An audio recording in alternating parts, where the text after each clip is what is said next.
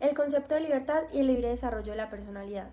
Este derecho está consagrado en el artículo 16 de la Constitución Política de Colombia, el cual dice exactamente: todas las personas tienen derecho al libre desarrollo de su personalidad, sin más limitaciones que las que imponen los derechos de los demás y el orden jurídico.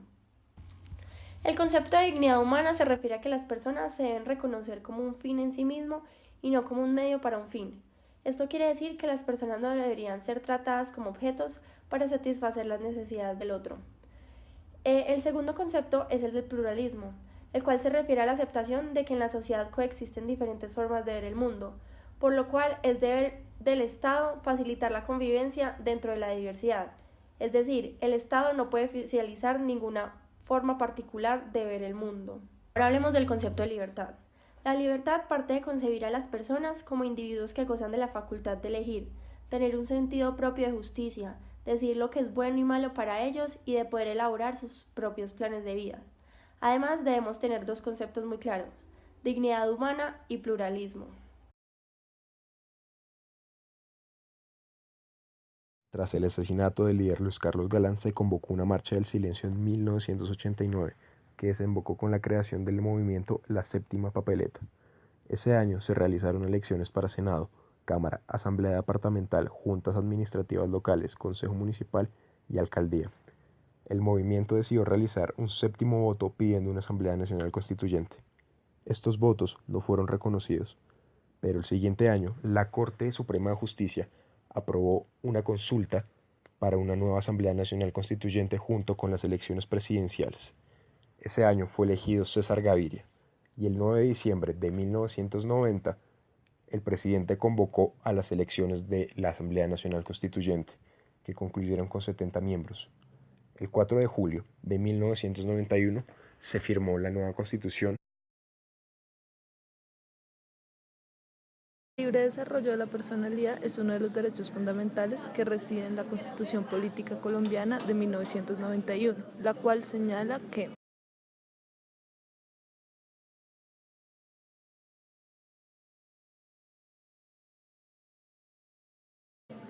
este derecho puede ser visto en diferentes contextos, tales como las instituciones educativas como colegios y universidades, en las cuales su principal objetivo debe ser fomentar acciones pedagógicas para favorecer el libre desarrollo de la personalidad y de esta manera fomentar personas autónomas capaces de desenvolverse en la vida cotidiana, teniendo como prioridad sus derechos y sus deberes.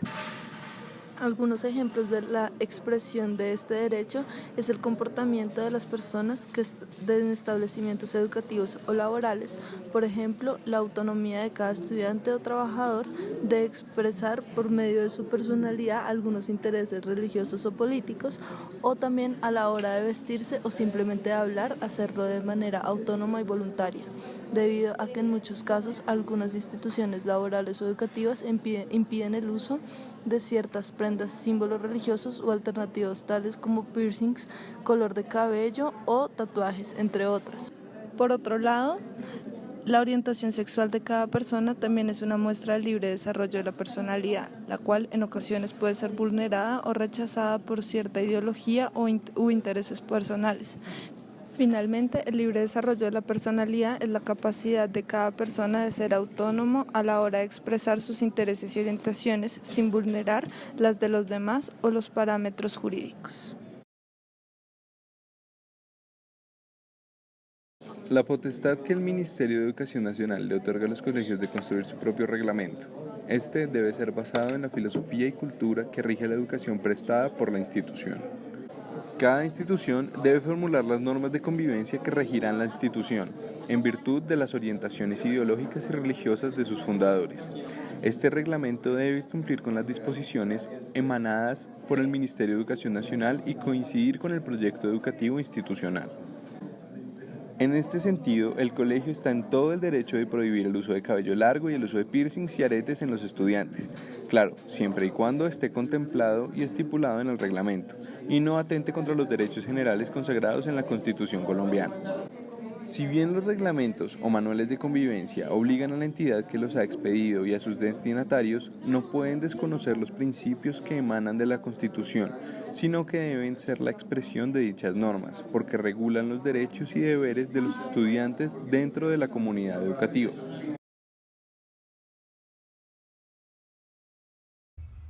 Sergio Urrego se suicidó el 4 de agosto del 2014. Todo comenzó cuando en mayo de ese mismo año una de sus compañeras de clase le tomó una foto a él y a su novio dándose un beso. Esta foto llegó a manos de las directivas de su colegio, quienes calificaron este acto como obsceno y grotesco. Allí empezó un proceso disciplinario en contra de ambos jóvenes, a quienes los forzaron a ir a psicología, los separaron y los obligaron a contarle a sus padres que eran homosexuales. Por el lado de Sergio, su madre no tuvo ningún problema, pero por el lado de su novio comenzó un problema peor, pues estos acusaron a Sergio de acoso sexual y más problemas vinieron para la familia de Sergio, quien estaba teniendo muchos inconvenientes para graduarse. El 3 de agosto del 2015 la Corte Constitucional escuchó a dos mujeres, la mamá y la abuela de Sergio, quienes pusieron una tutela en contra del colegio. La Corte aceptó que Sergio se había sido discriminado por la institución, pues al darse cuenta que la relación sí fue consentida por ambas personas, el colegio aceptó la denuncia de acoso sexual en contra de él y la tomó como por cierta. Para este caso ya hay una persona presa y es la directora del colegio, quien aceptó sus hechos y fue mandada a prisión. La relación del Estado en cuanto a este derecho, si se da a profundidad, es permitir la construcción de cada quien como persona, usando la totalidad de los derechos individuales sin que estos afecten a los demás. El avance del Estado en cuanto a la protección de este derecho se ve más claro en la comunidad LGBT, siglas que definen a la comunidad de lesbianas, gays, bisexuales y transexuales. En torno a esta comunidad existe una sentencia que es la T-594 de 1993, la cual también nos permite ampliar el espectro conocido, el cual está relacionado con los manuales de convivencia y también nos permite solucionar varios casos diferentes. Por jurisprudencia de la Corte Constitucional se ha logrado evidenciar que la protección a este derecho es quizás la que más relevancia ha adquirido, ya que a lo ancho de su concepto logra abarcar la totalidad de la esencia de un individuo. En términos de sentencias también hay información bastante relevante, aunque la mayoría de estas se refieren a casos de disputas con menores de convivencia escolar.